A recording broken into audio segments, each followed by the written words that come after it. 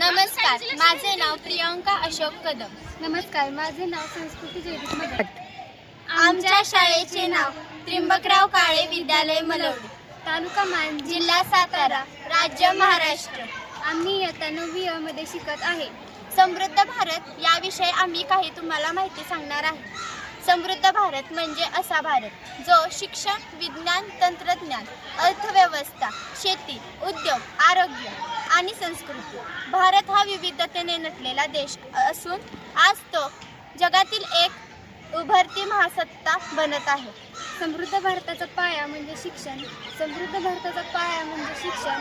राष्ट्रीय शिक्षण धोरण 2020 मुळे शिक्षण अधिक गुणवत्तापूर्ण आणि कौशल्याधारित बनले आहे.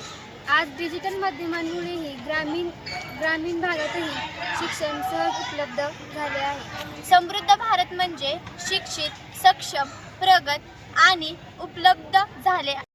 शिक्षण, परिश्रम आणि प्रामाणिकपणा या तिन्ही गोष्टींचा अवलंब करून भारत लवकरच जगातील सर्वात समृद्ध राष्ट्र बनेल. पण खरी समृद्धी तेव्हाच येईल जेव्हा आपल्या गावातही शहरांसारख्या सुविधा असतील. भारत फक्त एक देश नाही, तर एक संस्कृती, एक भावना आणि एक जीवनशैली आहे. जेव्हा प्रत्येक भारतीय आपली जबाबदारी ओळखेल तेव्हा साकार होईल समृद्ध भारताचे स्वप्न. धन्यवाद.